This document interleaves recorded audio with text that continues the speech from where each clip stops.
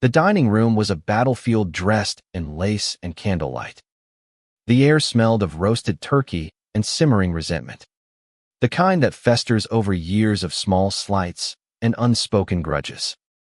I sat at the kids' table, a 32-year-old woman wedged between my nephew's booster seat and a sticky pile of crayons, my knees bumping the low plastic table. Across the room, the adult table gleamed with crystal glassware and the weight of self-importance. My mother-in-law, Evelyn, presided over it like a queen, her silver hair catching the chandelier's glow as she laughed too loudly at her own jokes. It wasn't the first time she'd relegated me to the children's corner. "Oh, Sarah, you're so good with the kids," she'd said earlier, her smile sharp as a paper cut. "We wouldn't want you to feel out of place with all the grown-up talk." The words landed like a slap, but I swallowed my retort, as I always did. My husband, Tom, gave me a pleading look from the adult table, his eyes begging me to keep the peace. I forced a smile, my fingers tightening around a plastic fork. The kids' table was chaos-spilled juice, half-eaten rolls, and my niece, Lily, narrating her doll's imaginary wedding. I tried to focus on her chatter, but my ears caught fragments of the adult conversation, stocks, politics, and Evelyn's favorite topic, real estate. "The market's a gold mine," she was saying, her voice carrying that smug certainty I'd come to loathe. "You just have to know when to strike." I rolled my eyes, unnoticed by the crayon-wielding army around me. I wasn't always the outcast. When Tom and I married 5 years ago, Evelyn had been all warmth and welcome, her arms open wide as she called me the daughter I never had. But the honeymoon phase faded fast. It started with small things, her insistence on correcting my table manners, her pointed comments about my modest job as a high school counselor. Then came the family dinners, where she'd seat me farther and farther from the center of things, until I was here, at a table meant for sippy cups and tantrums. Tonight, though, something felt different. There was a nervous edge to Evelyn's laughter, a tightness in her smile as she glanced my way. I caught her staring once, her eyes darting away when I met them. It wasn't guilt, it was calculation. I'd seen that look before, when she'd borrowed money from Tom for her latest investment scheme, promising it was foolproof. He'd believed her, as he always did. I hadn't. Dinner dragged on, the kids growing restless as the adults lingered over dessert.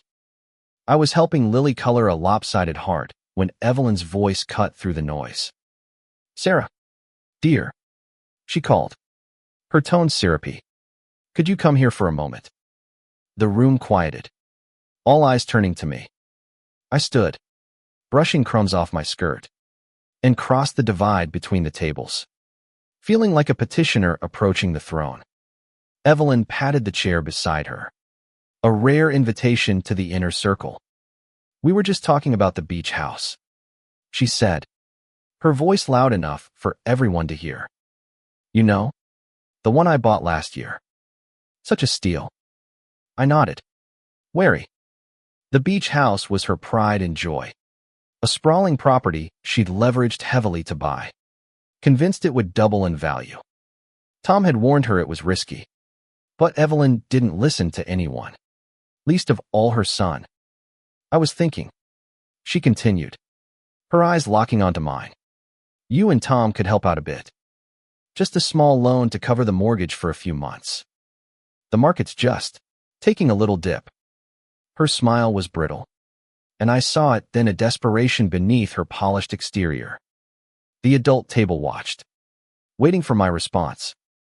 Tom shifted uncomfortably, his fork frozen halfway to his mouth. I took a breath, my heart pounding. "Evelyn," I said, my voice steady despite the heat rising in my chest, "I don't think we're in a position to help with that." The words hung in the air, heavy as the silence that followed. Evelyn's smile faltered, her eyes narrowing. "Oh, Sarah," she said, her tone dripping with condescension. I didn't realize you were so cautious with money. The jab stung, but I held her gaze. It's not about being cautious, I said. It's about being realistic. The room seemed to hold its breath. Evelyn's lips parted, but no words came. For the first time, I saw something flicker in her eyes, fear. Maybe. Or the dawning realization that her carefully constructed world was cracking.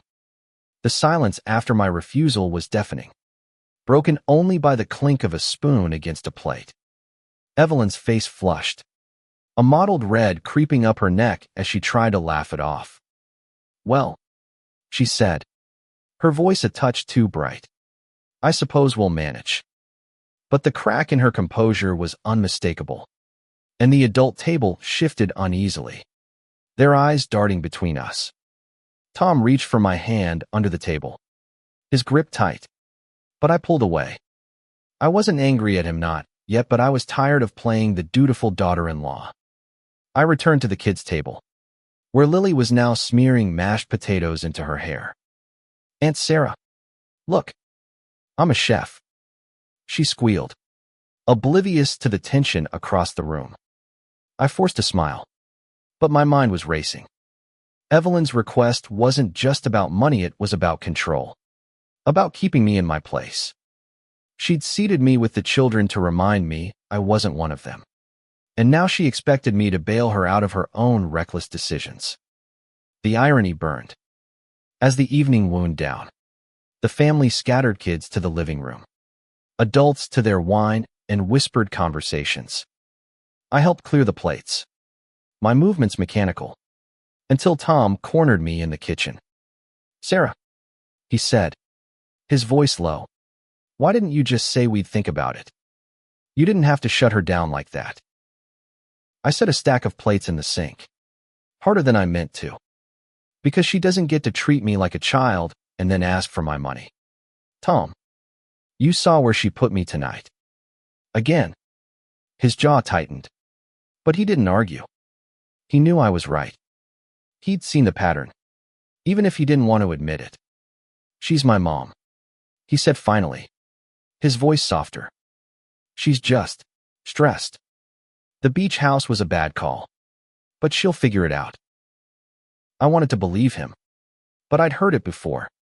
Evelyn had a history of bad calls, the condo flip that went bust, the stock market gamble that drained their savings.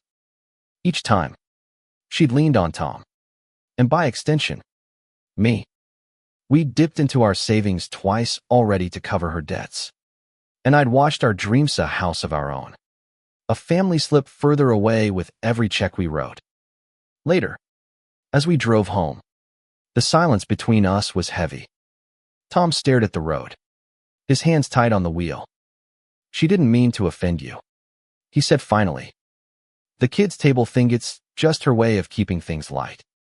I laughed. A sharp, bitter sound. Light. Tom, she's been pushing me out since the day we got married. You just don't see it. He didn't respond, and I let the silence settle. When we got home, I went straight to our small office, pulling up our bank account on the laptop. The numbers stared back at me, stark and unforgiving. We were barely scraping by, our savings a shadow of what they'd been. Evelyn's beach house wasn't our responsibility, but the weight of her expectations pressed down on me, as real as the cheap plastic chair I'd sat in at dinner. The next morning, Evelyn called. I let it go to voicemail, but her voice filled the room, trembling with a mix of anger and desperation. Sarah, I don't understand why you're being so difficult, she said. We're family. This is what families do, help each other. I just need a little support until the market turns around. I deleted the message, my hands shaking. Family. The word felt hollow, twisted by years of her subtle dismissals. I spent the day at work, counseling teenagers through their dramas and dreams. But my mind kept drifting back to Evelyn. By the time I got home, Tom was waiting, his face pale. She called me too, he said. She's Not okay. The bank's threatening foreclosure on the beach house. She's talking about selling her jewelry. Maybe even the family cabin. His voice broke, and I saw the boy in him. The one who still believed his mother could do no wrong. I softened, but only for a moment. Tom, I said, we can't keep fixing her mistakes. We have our own life to build.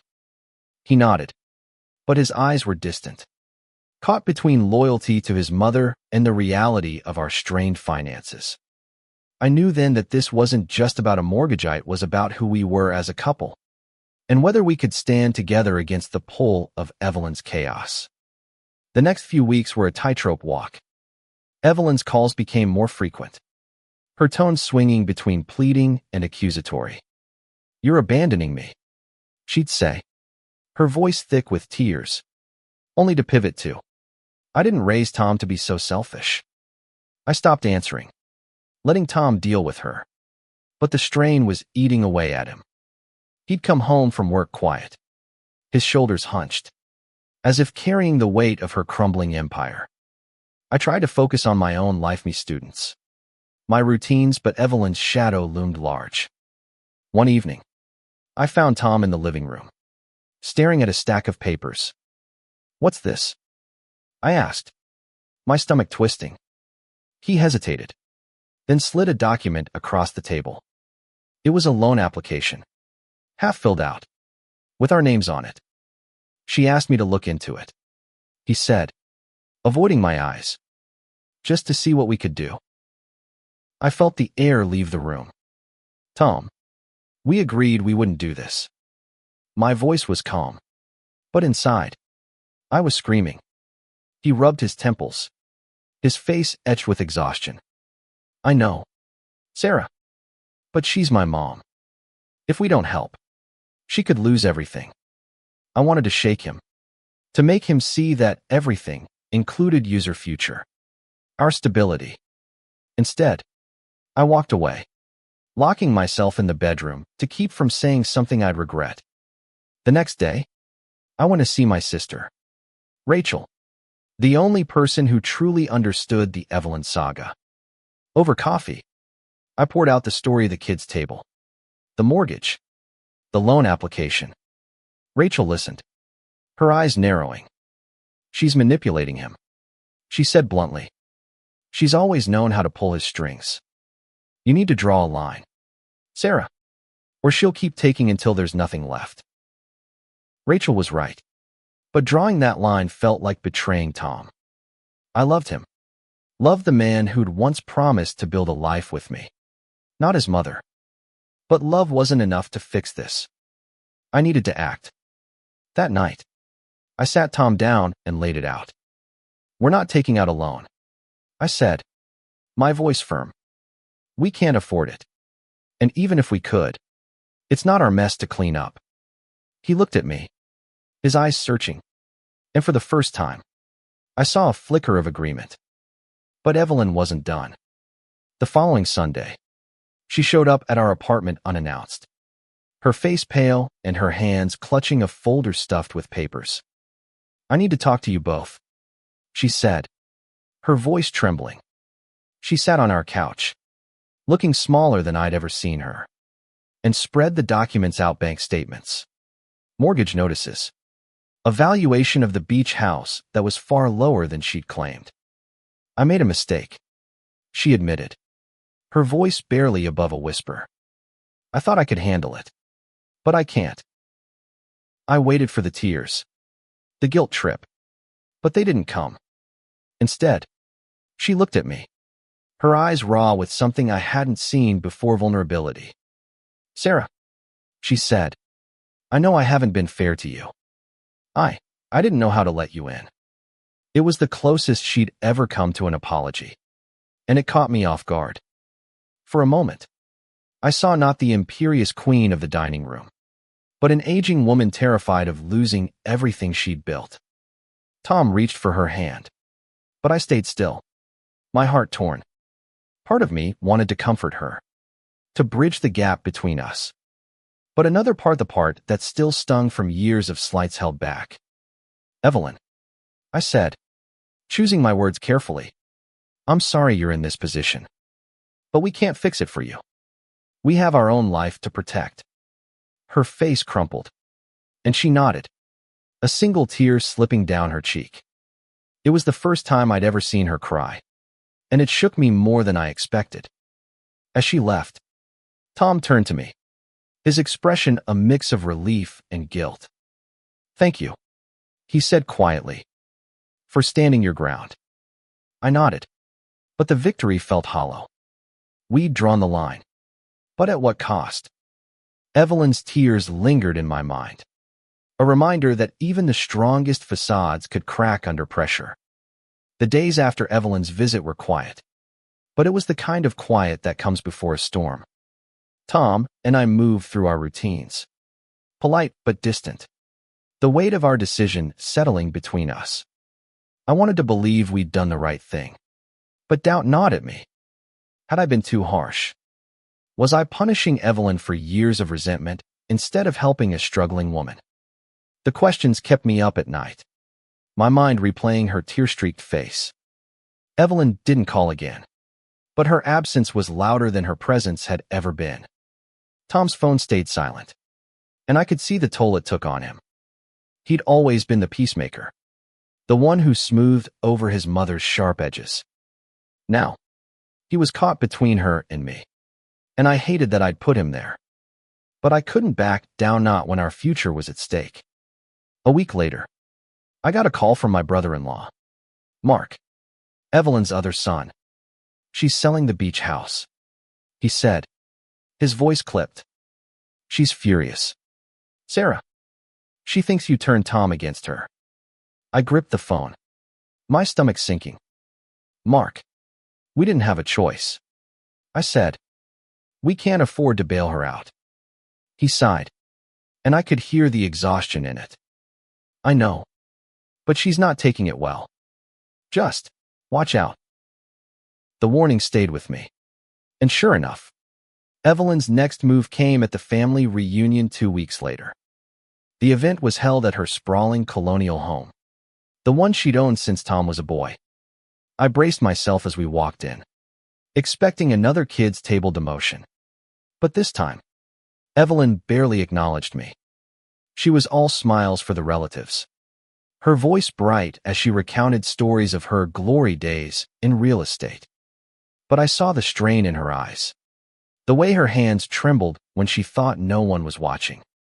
Halfway through the evening, she pulled Tom aside, her voice low but sharp. I couldn't hear the words, but I saw his face pale, then flushed, as he shook his head. When he came back to me, his jaw was tight. "She wants us to co-sign a new loan," he said. "She says it's the only way to save the family home." I stared at him, disbelief warring with anger. "The family home? Tom, she's already lost the beach house. When does it stop?" He didn't answer, and that scared me more than anything. We left early, the drive home silent except for the hum of the engine. That night, I lay awake, staring at the ceiling. I thought about my own parents, who'd worked hard and lived modestly, never asking for more than they could give. Evelyn was different. She lived for the next big win, the next shiny acquisition. And now, her losses were threatening to drag us all down with her. The next morning, I found Tom at the kitchen table, a cup of coffee untouched in front of him. I told her no, he said before I could speak. I told her we're done bailing her out. Relief flooded me, but it was tempered by the pain in his eyes. She cried. "Sarah," she said, "I was choosing you over her." My heart ached for him, but I reached for his hand. "You're not choosing me," I said. "You're choosing user life. Our future." He nodded, but the rift with Evelyn was widening, and I knew it would leave scars. Over the next few days, we started to rebuild, talking more openly than we had in months. We made a plan, cut back on expenses, rebuild our savings, start looking for a house of our own. It felt like a small rebellion, a way to reclaim our lives from Evelyn's shadow. But Evelyn wasn't finished. A letter arrived, addressed to both of us. Her handwriting shaky but deliberate. Inside was a single page. Her words raw and unfiltered. "I never meant to hurt you," she wrote. "I just wanted to keep our family together. If you can't help, I understand. But please, don't shut me out." The letter was a plea, a crack in her pride, and it left me torn between compassion and caution. Could we trust her to change? Or was this just another move in her endless game? Evelyn's letter sat on our kitchen counter for days. A silent challenge. I read it over and over, searching for sincerity in her words. But doubt kept me guarded. Tom was quieter than ever, his loyalty torn between his mother's plea and the life we were trying to build.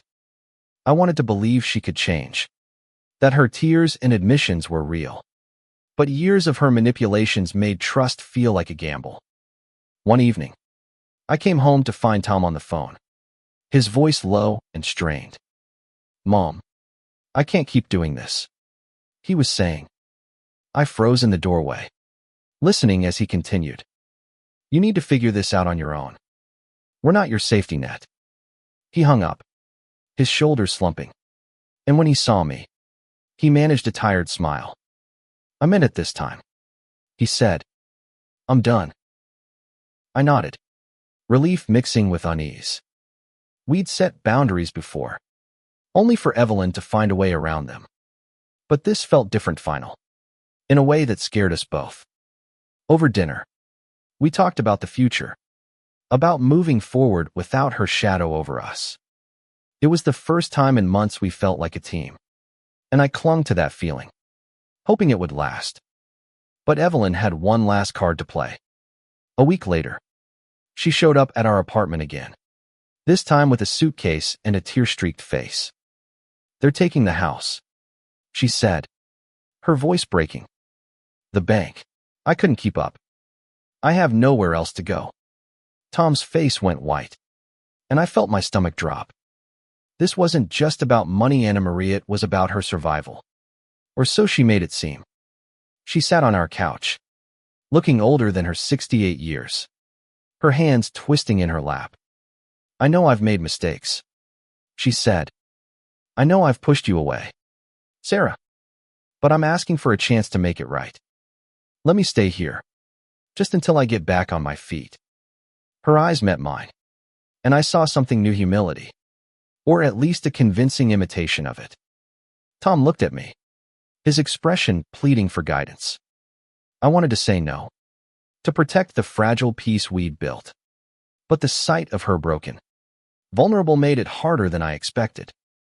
"We'll talk about it," I said finally, my voice steady but my heart racing. She nodded, grateful, and left with her suitcase, promising to wait for our decision. That night, Tom and I argued not with raised voices, but with the quiet intensity of two people staring down an impossible choice. "She's my mom, Sarah," he said, his voice raw. "If we turn her away, what does that make us?" I took a deep breath, trying to keep my anger in check. "It makes us people who value our own lives," I said. "She's had years to fix her mistakes. Tom, why is it always on us?" He didn't answer, and the silence stretched into the night. By morning, we'd reached a compromise. Evelyn could stay for 1 month, long enough to find a job or a cheaper place to live. We'd help her with a budget, connect her with resources, but no more loans, no more bailouts. It felt like a fair line, but I knew it wouldn't be easy. When we told Evelyn, she nodded, her face a mask of gratitude and resignation. She moved into our spare room, her presence a constant reminder of the tension we'd tried to escape. She was polite, even deferential, helping with dishes and staying out of our way. But I saw the way she watched us, her eyes calculating, waiting for a crack in our resolve. As the weeks passed, I started to see glimpses of the woman she could have been: kind, thoughtful, even funny. She told stories of her youth, of raising Tom and Mark, of dreams she'd let slip away.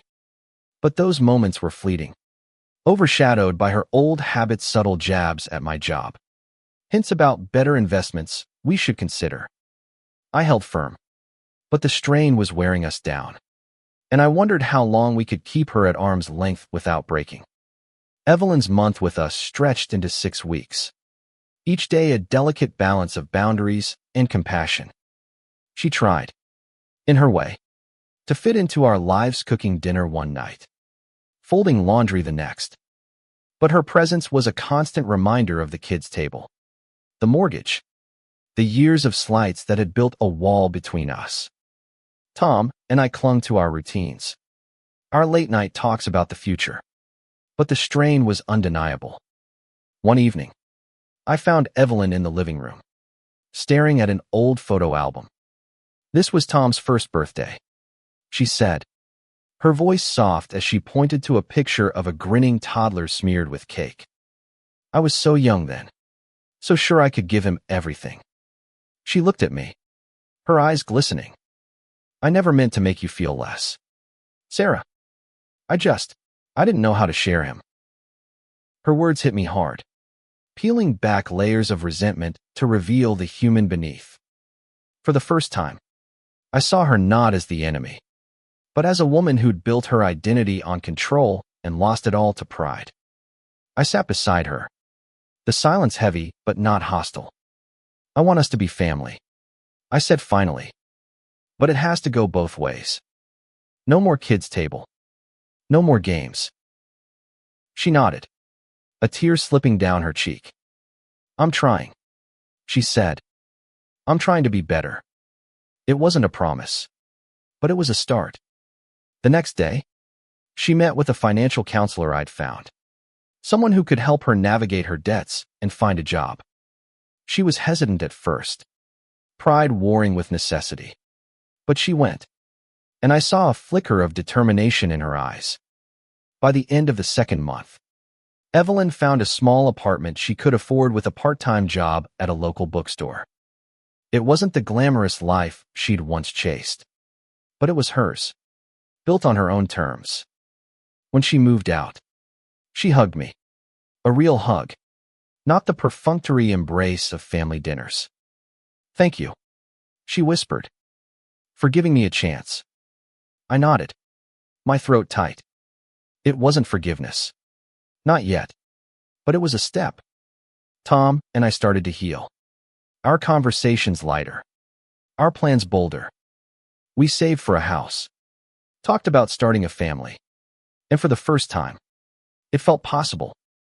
Evelyn still called. But her tone had changed, less demanding. More genuine. She invited us to dinner at her new place. A modest affair with no kids' table in sight. We sat together, the three of us, and while the past lingered, it didn't define us. Looking back, I realized the kids' table wasn't just about Evelyn's pride, it was about my own. I'd let her slights define me, let them fuel my anger instead of my strength. Saying no to her mortgage wasn't just about money. It was about claiming my place, not just in her family, but in my own life. Evelyn's tears had shaken me, but they also showed me that even the strongest walls could crack. And sometimes, that's where the light comes in. As we drove home from her apartment, Tom reached for my hand, his grip steady. We did the right thing, he said, and I knew he meant more than the mortgage. We'd chosen each other, chosen a future that was ours to build. Evelyn was still part of it, but on our terms, not hers. And in that choice, I found something I hadn't expected: peace.